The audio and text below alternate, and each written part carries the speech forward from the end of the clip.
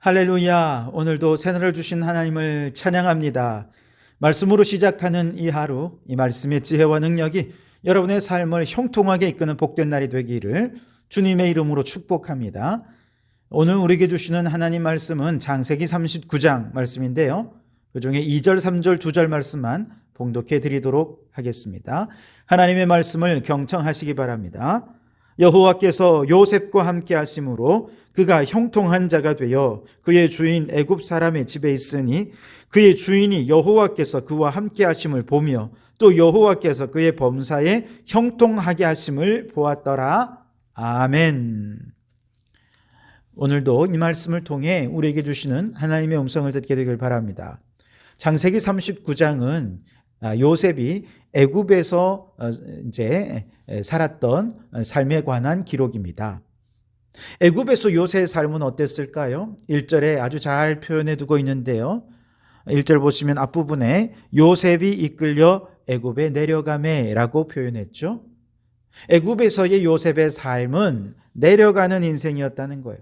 가나안에서 애굽까지 지리상으로도 남쪽에 있으니까 내려갔다라고 표현할 수 있지만, 또 다른 중의적인 의미로는 요셉의 삶 그 자체가 추락하며 내리막길을 걷는 인생이었다라는 의미가 있을 겁니다.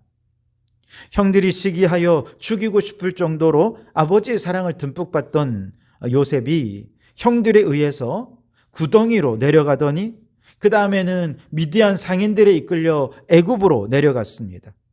그리고 애굽 왕 바로의 친위대장 보디발의 집에 종으로 팔려가면서 요셉의 신분이 이제는 노예의 신분으로 추락하게 되죠. 그리고 이후에는 보디발의 아내의 고발로 왕의 죄수를 가두는 감옥으로까지 내려가게 됩니다. 이처럼 애굽에서의 요셉은 끝을 알 수 없는 내리막을 향해 치닫고 있었습니다. 그야말로 날개 없는 추락이었습니다. 그런데 이 내리막에도 불구하고 성경은 그가 형통한 자였다라고 말합니다. 2절을 보시면 여호와께서 요셉과 함께 하심으로 그가 형통한 자가 되어 그의 주인 애굽 사람의 집에 있으니 라고 말씀하시죠. 자, 이때 형통하다라는 히브리어 원어는 찰라흐라는 단어를 쓰는데요, 이 단어는 잘 되어 간다, 번영하다, 평탄하다 이런 뜻입니다. 그런데 여러분 39장을 쭉 다 읽어보시면 요셉의 현재는 잘 되어가는 게 하나도 없습니다. 번영이나 평탄은 그의 인생에 찾아보기가 어렵습니다. 오히려 정반대로 내리막길을 걷는 요셉의 인생은 지금까지 단 한 번도 경험해보지 못한 노역에 시달리는 삶이었고, 노예 취급을 받아야 했으며 그 가운데 얼마나 많은 학대와 모욕을 당해야 했는지 모를 것입니다. 이런 요셉의 애굽 생활에 번영이 있습니까? 이처럼 굴곡 많은 인생에 평탄함이 어디 있습니까? 그럼에도 불구하고 성경은 그런 요셉의 인생을 그가 형통한 자가 되어라고 평가하고 있습니다. 어떻게 그를 형통하다라고 말할 수 있을까요? 바로 그 앞에 나오는 표현을 보시면 여호와께서 요셉과 함께 하심으로, 바로 이것 때문입니다. 형통하다는 말은 단지 현상적으로 아무 문제 없다, 평탄하게 모든 일이 다 잘 돼간다, 이것만 의미하는 것이 아니라 겉으로 볼 때는 큰 고난이 있고 내리막길 인생이라 해도 여호와께서 그와 함께 하시면 이미 그 자체가 형통함이라는 겁니다. 더 놀라운 사실은 여호와께서 요셉과 함께 하심으로 형통한 것을 그 집 주인도 보고 알 수 있었다는 거예요.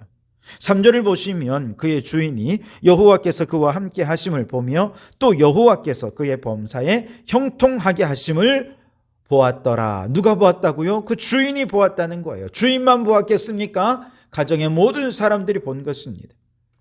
보디발은 어떻게 여호와께서 요셉과 함께 하신 걸 볼 수 있었을까요? 아마도 그것은 노예 근성을 가진 다른 노예계서들은 찾아볼 수 없는 정직함, 또 성실함, 그렇게 맡겨주신 일들을 잘 수행해내는 과정에서 자연스럽게 아마 알게 되었으리라 생각합니다.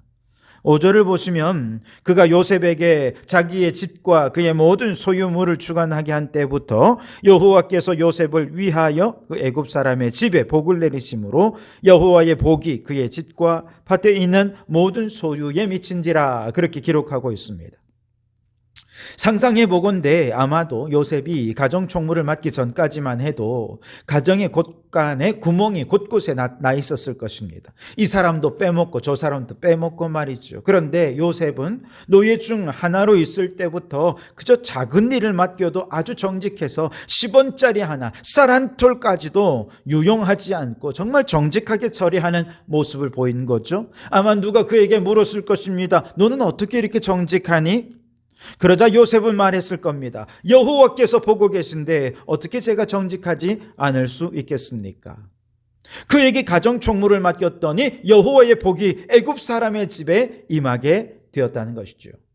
뿐만 아닙니다. 다른 종들은 주인이 보는 앞에서만 열심히 하는 척 했습니다. 심지어 시키는 것도 제대로 안 해서 옆에 채찍을 들고 사람이 서서 욕하면서 다그쳐야 겨우 시킨 일이나 해낼 정도였을 것입니다. 그게 노예 근성이지요. 그런데 요셉은 누가 보든지 보지 않든지 모든 일에 성실했어요. 그래서 사람들이 물어봅니다. 너는 어떻게 이렇게 열심히 하냐? 그랬더니 요셉은 말했을 거예요. 여호와 하나님께서 나를 보고 계신데 어떻게 게으를 수 있겠습니까? 그런 요셉에게 가정 총무를 맡겼더니 여호와의 복이 그의 모든 소유에 미치게 된 것을 보디발도 보고 모든 사람이 함께 본 것이죠. 뿐만 아니라 다른 종들은 어떤 문제에 부딪히면 그 문제를 해결하기보다는 상관들에게 다 책임을 떠넘기죠. 해결될 때까지 그냥 가만 넋놓고 있었을 것입니다. 이게 노예들이죠. 그런데 요셉은요, 문제에 부딪히면 그 문제를 어떻게든 해결하기 위해 노력하는데 때로는 창의적인 방법으로 그 누구도 해결해 보지 못한 방법으로 문제를 해결해내는 거예요. 그런데 그 해결하는 과정을 보니까 문제가 있을 때마다 요셉은 하나님 앞에 기도하며 지혜를 구하더라는 것입니다. 그 모든 것을 주변 사람들이 다 본 것이죠. 여러분, 보디발이 여호와께서 요셉과 함께 하심을 어떻게 알았느냐고요? 어렵지 않게 추정할 수 있을 것입니다. 그의 정직함, 그의 성실함, 그의 지혜로움 속에 하나님을 인정하고 그 하나님을 두려워하며 기도하는 모습을 보면서 모든 사람이 요셉, 그는 곧 하나님이 함께하는 사람이야, 자연스럽게 모두가 알게 되었을 것입니다. 오늘 여러분도 요셉처럼 하나님 앞에서 그 하나님을 두려워하는 마음으로 내게 맡겨주신 모든 일들을 성실하고 정직하고 그리고 지혜롭게 감당해서 여호와께서 나와 함께 하셔서 형통하게 하신다라고 하는 사실을 세상 사람들에게 보여주는 여러분들이 되시기를 바랍니다. 그래서 아무개 하면 하나님이 함께하는 사람, 이렇게 인식될 때까지 그렇게 하나님 의지하며 믿음으로 살아가는 우리 성도들이 되시기 바랍니다. 6절에 보시면 이렇게 말씀하시죠. 주인이 그의 소유를 다 요셉의 손에 위탁하고 자기가 먹는 음식 외에는 간섭하지 아니하였더라. 요셉은 용모가 빼어나고 아름다웠더라 그랬습니다. 보디발이 먹는 음식 외에는 모든 것을 다 요셉에게 맡겼다 그랬는데요. 이 음식이란 말은 그냥 먹는 음식이 말하는 것이 아니라 이건 성적인 것을 상징하는 그런 단어입니다. 다시 말해 보디발이 그의 아내 외에는 다 요셉에게 맡겼다는 뜻이죠. 그런데 7절에 보니 유혹이 찾아오죠. 그 후에 그의 주인의 아내가 요셉에게 눈짓하다가 동침하기를 청하니라고 하죠. 아무리 보디발의 아내가 동침하기를 청해도 요셉이 거절하자 그녀는 어느 날 집에 있는 사람들을 모두 다 내보내고 둘만 있는 시간을 의도적으로 만들었습니다. 12절 13절에 보시면 그 여인이 그의 옷을 잡고 이르되 나와 동침하자. 그러나 요셉이 자기 옷을 그 여인의 손에 버려두고 밖으로 나가매 그 여인이 요셉이 그의 옷을 자기 손에 버려두고 도망하여 나감을 보고, 그렇게 말씀하시죠. 보디발의 아내라고 하면 저 거대 제국 애굽의 바로의 친위대장의 아내입니다. 이 정도의 권력이라고 한다면 그 누구도 자신의 손아귀 안에 붙잡을 수 있을 거라 그녀는 아마 생각했을 것입니다. 그래서 저 노예인 요셉, 얼마든지 그의 손에 넣을 수 있을 거라 생각했는데 잘 안 잡히는 거예요. 결국 지금 그의 손에 남은 것은 요셉은 빠져나가고 그의 겉옷만 붙잡고 있지 않습니까? 반대로 요셉은 아무런 힘도 없는 자였지만 하나님을 믿는 믿음이 있으니 세상의 힘이 결코 그를 붙들지 못하더라는 것이죠. 우리가 살아가는 이 세상은 돈과 권력의 힘을 믿는 세상이지요. 돈과 권력을 가지고 있으면 모든 것을 손아귀에 얼마든지 놓을 수 있다, 그렇게 생각하는 것이 오늘 우리가 살아가는 이 세상의 문화입니다. 그러나 이 세상 그 어떤 막강한 권력도 믿음의 사람들을 그 손아귀에 굴복시킬 수는 없는 줄 믿습니다. 아니, 우리 믿음의 사람들은 절대로 그들에게 굴복되어서는 안 될 줄 믿습니다. 세상의 돈과 권력의 힘이 아무리 크다 할지라도 그들이 정작 우리에게 붙잡을 수 있는 것은 우리의 겉껍데기뿐, 우리의 속사람은 결단코 그 앞에 굴복하지 않게 될 것입니다. 요셉은 제국의 힘의 논리에 적응하지 않고 자신의 마음을 굴복시키지 않았어요. 요셉이 보디발의 아내의 유혹을 거절한 것은 단지 성적인 유혹을 거절한 것일 뿐만 아니라 애굽이라고 하는 세속적인 제국의 타락한 문화에 굴복하지 않은 채로 믿음의 승리자로 살았다는 것을 의미하는 것이죠. 그 대가는 계속해서 내리막으로 치닫는 추락하는 인생이어야만 했지만, 그럼에도 불구하고 이러한 세상과 타협해야 할 모든 순간에 요셉의 고백은 우리가 세상 한복판에서 가져야 할 신앙의 태도이기도 합니다. 9절 하반절을 보시면 그런즉 내가 어찌 이 큰 악을 행하여 하나님께 죄를 지으리까. 아멘. 하나님 앞에 죄를 짓지 않기 위해서 우리는 세상과 타협함이 없는 믿음으로 살아가야 할 줄 믿습니다.